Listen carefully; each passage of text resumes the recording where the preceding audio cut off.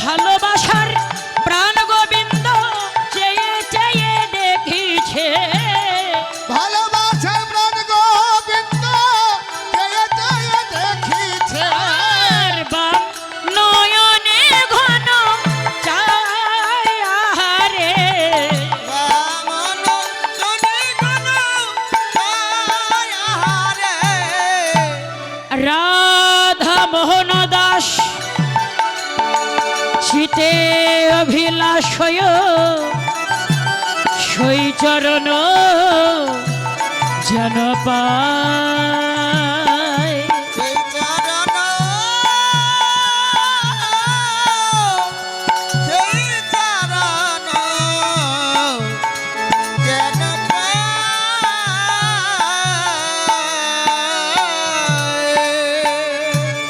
বাঞ্ছা কল্পতরুভস্য কৃপা সিন্ধু ভয়ে বচ ভয়ে বচ প্রতিতানাং পাবনে ভৈ সকল বৈষ্ণবে ভৈ নম নম। বৈষ্ণবে ভাই।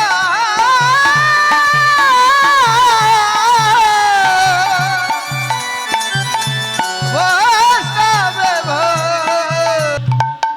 এবার গৌর লীলাটিকে হৃদয় মন্দিরে বিশ্রাম রেখে যাব আমরা মধুময় মধুর বৃন্দাবন লীলা আস্বাদন করতে। তো বৃন্দাবনের দ্বারের দ্বারি প্রেমময়ী শ্রীমতী রাধারানী, তাই আমরা সকলেই রাধা নামে জয়ের ধ্বনি উলুধ্বনি দিয়ে দুটি বাহু উত্তোলন করে রাধা গোবিন্দের চরণে আত্মসমর্পণ আত্মনিবেদন করে আমরা বৃন্দাবন লীলা স্মরণ করব। সকলে একটু উলুধ্বনি জয়ের ধ্বনি সবাই। রাধে রাধে। একবার বলো রাধে রাধে না, সবাই সবাই সবাই সবাই চলো বৃন্দা বনধা। বলো রাধে রাধা নাম চলো বৃন্দাবন ধাম। একবার বলো রাধে রাধে নাম চলো বৃন্দাবন ধাম। বলো রাধে রাধা নাম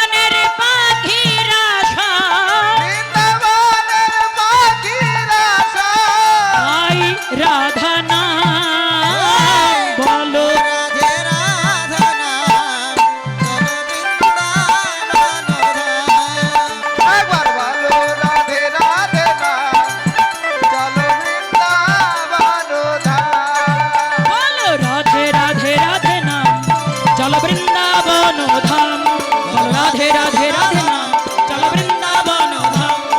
বলো রাধে রাধে নাম, চলো বৃন্দাবন ধাম। তো গোবিন্দ প্রত্যেক দিন গোষ্ঠী আছে, আর গোষ্ঠী এসে প্রত্যেক দিনকার মতো নীতি গোঠের খেলা খেলে। কিন্তু মা গো, যেমন করে প্রতিনিয়ত গোঠের খেলা খেলে, আজকের খেলাটা প্রতিদিনের চাইতে একটু ভিন্ন রকমের। আজকের খেলায় আমাদের প্রাণ গোবিন্দ সখাগণকে লয়ে হার জিত, জয় পরাজয়ের খেলা খেলতে চায়। তো ভগবান শ্রীদাম সুদাম দাম বসুদাম মধুমঙ্গল সুবল বটু সকলকে একত্রিত করে নিয়ে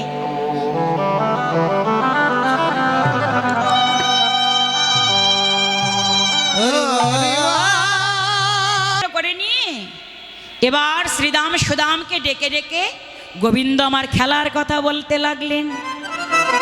ওই আজও খেলে রাম,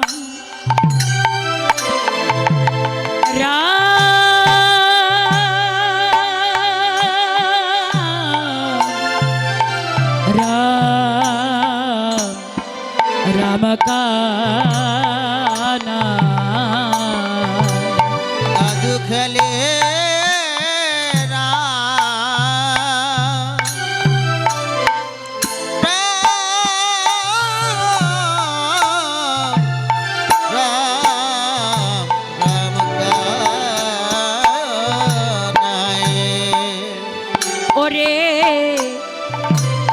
যমুনার তো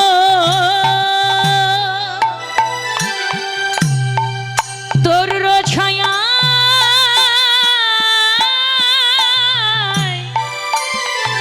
আজ খেলে দুনো ভাই, আর যমুনার তো রসায়া খেলে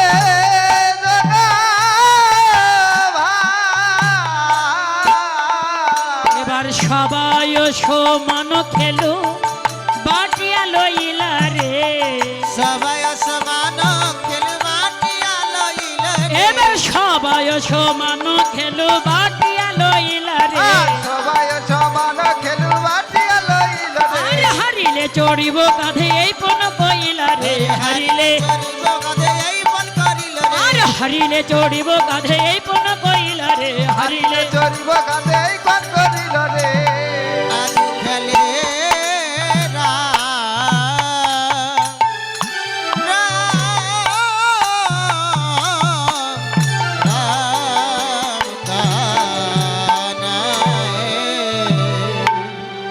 তাহলে জাগতিক জগতে জয় পরাজয়ের খেলা হলে, হার জিতের খেলা হলে পুরস্কার থাকে, তাই না মা? আমাদের গোবিন্দ প্রত্যেকটি সখাবৃন্দকে লইয়ে আজকে হার জিতের খেলা খেলবে। কিন্তু এই হার জিতের খেলা খেলবার পূর্বে গোবিন্দ প্রত্যেকটি সখাবৃন্দকে বলছে, সখাবৃন্দ যদি আমার সঙ্গে খেলা খেলতে চাও তাহলে প্রথমে একটি কাজ করতে হবে। কি কাজ? যে খেলা খেলবার পূর্বে পণ করতে হবে। পণ পণ অর্থাৎ কি বাবা? পণ অর্থাৎ হলো প্রতিজ্ঞা। যদি আমার সঙ্গে তোমরা খেলা খেলতে চাও তাহলে প্রথমেই প্রতিজ্ঞা করতে হবে। কেন? জয় পরাজয় হলে কেউ হেরে যাবে, আর কেউ বা জয়ী হবে। যে জয়ী হবে তার তো মনটা খুশি হবে, আর যেজন হেরে যাবে তার কি হবে বাবা? মনে দুঃখ কষ্ট হবে না? তো দুঃখ কষ্ট পেলে খেলার মাঠ ছেড়ে আমরা কেউ যেন কোথাও পালায়ে না যায়, এই কারণে আমরা প্রথমে প্রতিজ্ঞা পণ করব। যদি প্রতিজ্ঞা পণ করতে পারি তাহলে আমরা আজকে একত্রিত হয়ে সকলেই খেলা খেলবো। তাহলে কি করলেন? গোবিন্দ প্রত্যেকটি সখাবৃন্দকে লয়ে প্রথমেই পণ করে নিলেন, প্রতিজ্ঞা করায় নিলেন যে খেলায় হেরে গেলেও থাকবো, আর খেলায় আজকে জিতলেও সকলে আমরা খেলার মাঠে একসঙ্গে থাকব। প্রতিজ্ঞা হয়ে গেল। শ্রীরাম বললেন, কানাই প্রতিজ্ঞা তো করলাম, খেলার পুরস্কারটা কি সেটা জানবো না? খেলায় জিতলে কি পুরস্কার দিবে, আর হারলেই বা কি পুরস্কার দিতে হবে? এবার বৈষ্ণব আচার্য বললেন, যে জন হারিবে রে ভাই কাঁধে করে নেবে, ওই বংশী বটের তটে তাকে রাখিয়া আসবে। তাহলে যে জন হেরে যাবে কি করবে? জিতলে তাকে কাঁধে নেবে, অর্থাৎ জয়ীজনকে কাঁধে নেবে। আর কাঁধে নিলেও চলবে না। যমুনার তটে খেলা করছিল তো বাবা, যমুনার তটে কাঁধে তুলে নিয়ে ওই বংশী বটের তট পর্যন্ত কাঁধে চেপে নিয়ে তাকে ওখানে গিয়ে রাখতে হবে। পুরস্কারটা ভালো না বাবা? খুব সুন্দর পুরস্কার। তাহলে কাঁধে ওঠা পুরস্কার। তাহলে এই যে আমরা খেলা খেলবো, শ্রীরাম বলছে খেলাটা যে খেলবো, দুটি দলের দুটি অধিনায়ক লাগবে না? অধিনায়ক ছাড়া কি খেলা জমবে? হবে না। তাহলে বল কানাই, আমরা যে খেলা খেলবো অধিনায়ক কে কে হবি? দেখা যাক এবার অধিনায়ক কে কে হয়। ওরে দুই দিকে দুই দুই ভাই,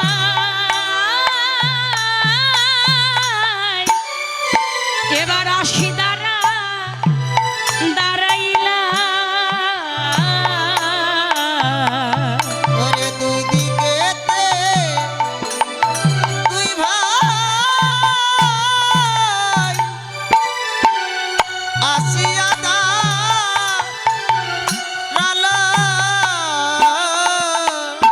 যার যে খেলা সবে বাটিয়া লইলা রে, যার যে খেলা সবে বাটিয়া লইলা রে। আর যার যে খেলু সবে বাটিয়া লইলা রে, যার যে খেলা সবে বাটিয়া লইল রে। যারদা খেলা তবে বাটিয়া লইল রে। যারদা খেলা সবে বাটিয়া লইল রে। আজ খেলে রাম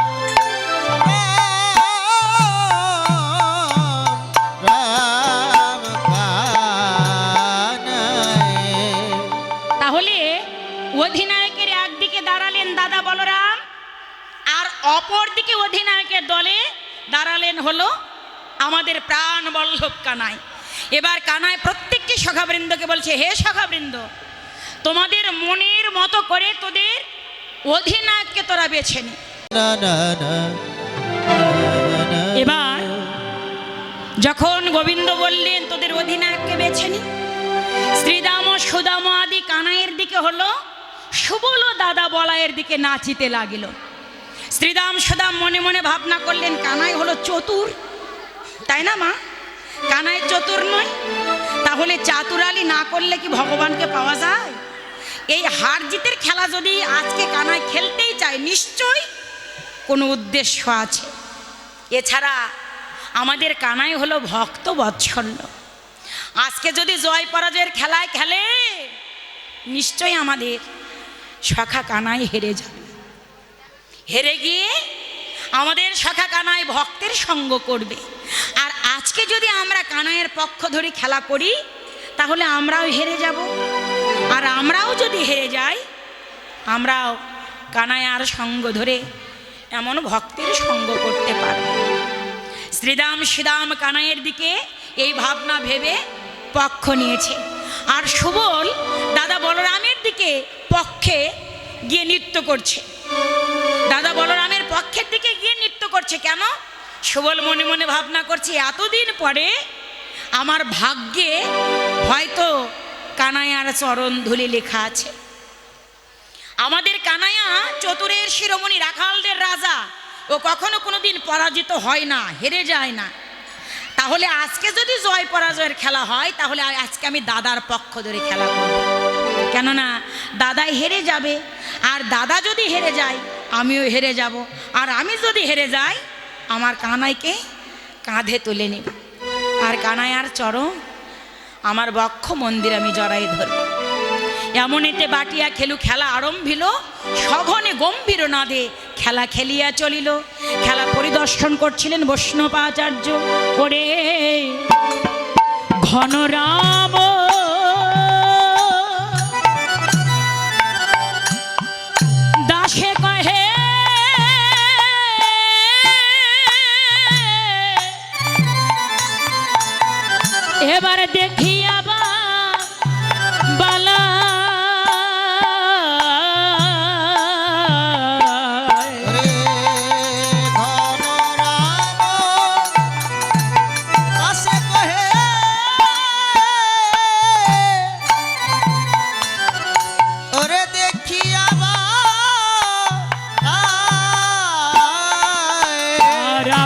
আপনি সাতুলি ভাঙ্গি হারিলা কানাই রে, আপনি সাতুলি ভাঙ্গি হারিলা কানাই, আর আপনি সাতুলি ভাঙ্গি হারিলা কানাই রে, আর আপনি সাতুলি ভাঙ্গি হারিলা কানাই রে, আপনি সাতুলি ভাঙ্গি হারিলা কানাই রে, আপনি সাধুলি রানী হারিলা কানাই রে, আজ খেলে রাম রাম কানাই। দুটি দলের খেলায় খেলোয়াড়েরা মনোযোগ সহকারে খেলা খেলছিল মা। হঠাৎ করে আমার গোবিন্দের পক্ষের অধিনায়ক যে গোবিন্দ কানাই খেলার মাঠের এক প্রান্তে আনমনস্ক হয়ে দাঁড়িয়ে পড়লেন। কোনো দলের অধিনায়ক যদি আনমনস্ক হয়, ওই দল কখনো কোনোদিন কোনো সময় জয়ী হতে পারে না। আমার গোবিন্দের পক্ষের দলেরা আজকে হেরে গেল, আর দাদার পক্ষরা আজকে জিতে গেল। যেই মাত্র দাদার পক্ষরা জিতেছে, সুবল দাদার পক্ষে হয়েছে, তো এবার বলতে লাগলেন, কানাই হারিল, কানাই হারিল, কানাই হেরে গেল, কানাই হারিল, কানাই হারিল বলে চিৎকার করতে করতে সুবলের মনে পড়ে গেল, আজ তো আমি কানাইয়ের পক্ষ নই, আজকে তো আমি দাদার পক্ষ ধরে খেলা করছি। তাহলে আজকে যদি কানাই পরাজিত হয়, আমি তো আমার মনোবাসনা পূর্ণ করতে পারবো না। আমি তো কানাইয়ার কাঁধে উঠবো বলে খেলা করিনি, আমি খেলা খেলেছি আমার কাঁধে করে কানাইকে নেব বলে। নয়নের জলে কাঁদতে কাঁদতে অদূরে বৃক্ষের তলায় বসে কাঁদতে লাগলেন সুবল। আর এদিকে অন্তর্যামী ভগবান নিজের ইচ্ছাকৃত আজকে পরাজিত হয়ে নিজে হেরে গিয়ে আজকে সুবলকে খেলার মাঠে খুঁজে বেড়াচ্ছে। হঠাৎ করে দেখলেন অদূরে বৃক্ষের তলায় সুবল বসে আছে। সুবলের নিকটে গেলেন গোবিন্দ। সুবলের দুটি নয়নে অশ্রুধারা ঝরতে দেখে গোবিন্দের বড় অন্তরটা আকুল হয়ে উঠল। সুবল, কাঁদছিস কেন ভাই? সে দেখ সুবল, এই তো আমি, কানাই হেরে গেছে। আয় ভাই সুবল, আয় আমার কাঁধে উঠবি। সুবল কানাইয়ার মুখমণ্ডল পানে চেয়ে বলছে, কানাই সত্য করে বলছি ভাই, আমি তোর কাঁধে উঠবো বলে দাদার পক্ষ ধরে খেলা করিনি।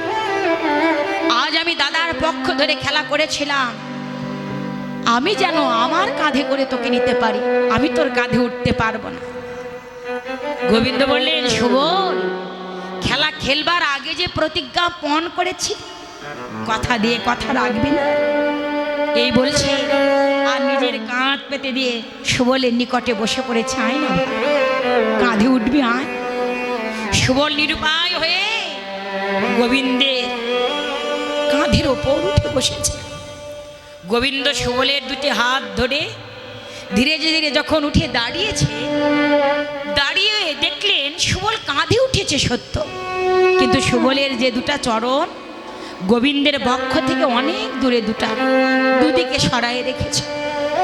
সুবলের সেই দুটি চরণ বক্ষে জড়ায়ে ধরে গোবিন্দ আমার নয়নের জলে চরণ দুটি ধোয়ায়ে দিয়ে সুবলকে বললেন, ভাই মরম শাখা সুবল রে, আমি যে ভক্তের চরণ বড়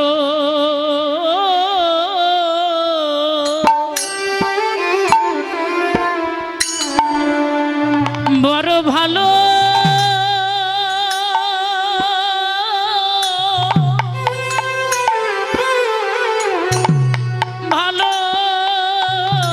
ভালোবাসি, অশুভ রে,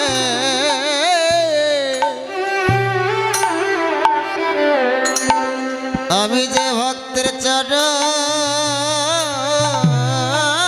বড়,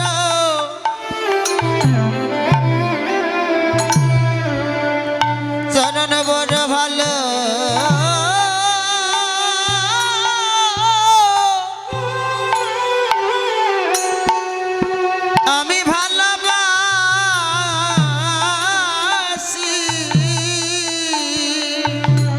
শুভ রে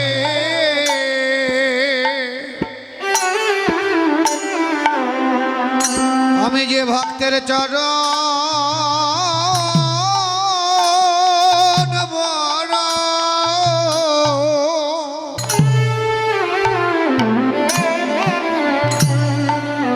ভালো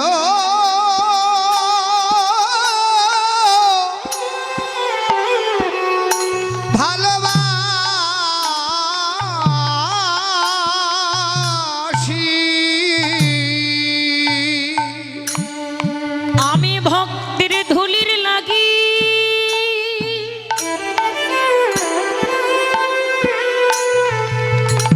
ভক্তের চরণ ধুলির লাগি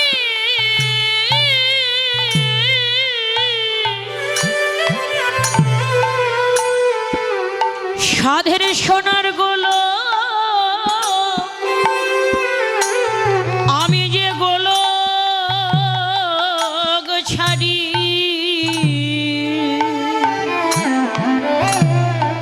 ও ভাই সুবল রে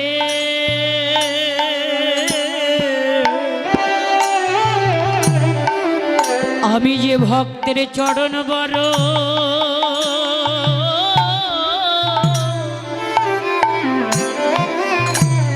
ভক্তের চরণ বড়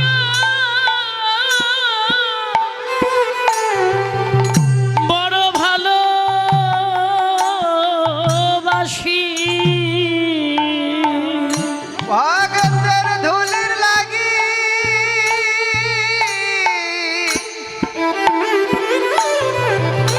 ভক্তের ধুলির লাগি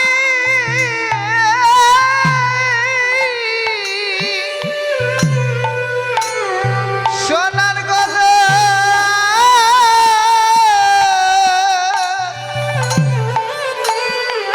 গোলক ছাড়ি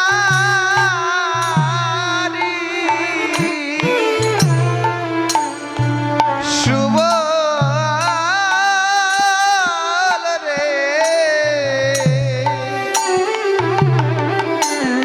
ভক্তের চরণ ধুলি বড়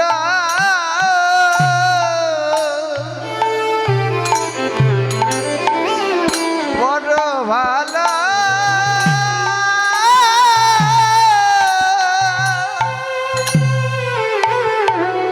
বড় ভালোবাসি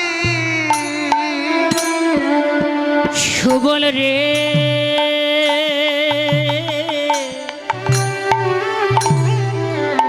একবার দে দে সুবল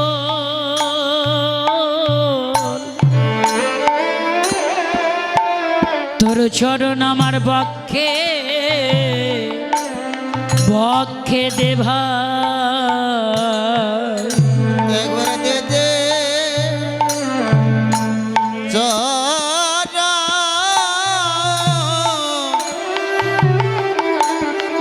আমার পক্ষে দে ভাই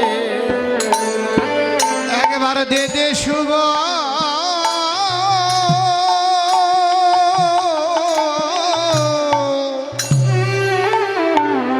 তোর চরণ বক্ষে দে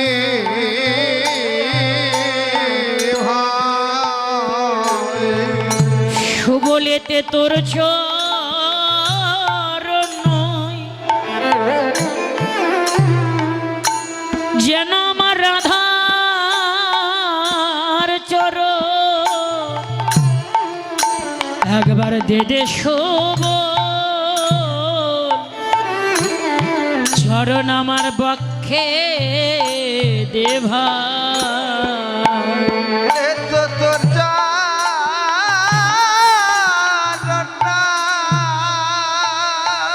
হরি বল আমার রাধার চরণ একবার দে দে চরণ আমার বক্ষে দে ভাই এ তো তোর চরণ নয় যেন রাধার চরণ ভক্তের চরণ বড় আমি ভালোবাসি চরণ হরি ভক্তের চরণ বড় ভালোবাসে, তোর চরণ নয় রাধার চরণ, চরণ বড় ভালোবাসি। তোর চরণ নয় রাধার চরণ, একবার দে দে সুবল, তোর চরণ বক্ষে দে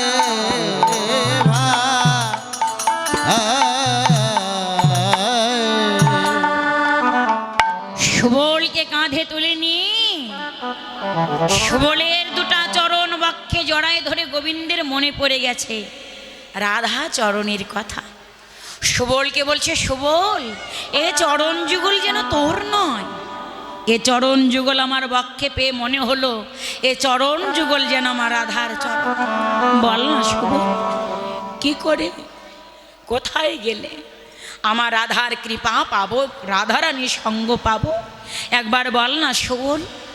সুবল সেই বংশী বটের তটে গিয়ে গোবিন্দের কাঁধ থেকে নেমে গোবিন্দকে বলতে লাগলেন, কানাই যদি সত্য সত্যই রাধা রানীর সঙ্গ পেতে চাস তাহলে রাধা কুণ্ডের তীরে গিয়ে দুটি নয়নের নিরিবেশে হা রাধে হা রাধে হা রাধে বলে নাম জপ করতে থাক, হলেও রাধারানীর কৃপা হতে পারে। এবার সুবলকে লয়ে যমুনার তটে ফিরে এসে গোবিন্দ আমার রাধা কুণ্ডের তীরে যাবার জন্য,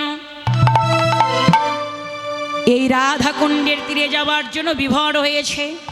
সখা বৃন্দকে ডেকে বলছে, কানু কহে ওরে ভাই থাকো সবে একঠায়, কানু কহে ওহে ভাই থাকো সবে একঠায়, কানু কহে ওরে ভাই থাকো সবে একঠায়, আর কানু কহে ওরে ভাই থাকো সবাই একঠায়, আমি আসি কানো নহে রিয়া, আর আমি আসি কানু নহি ইয়া, আর আমি আসি কানো নহে রিয়া, আর আমি আসি কানু নহে প্রিয়া।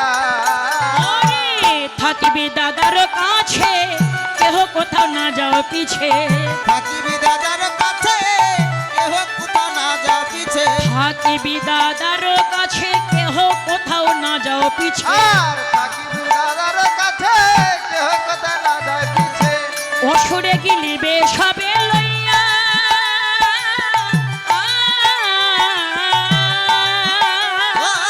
ওই অসুরে গিলিবে সবে লইয়া,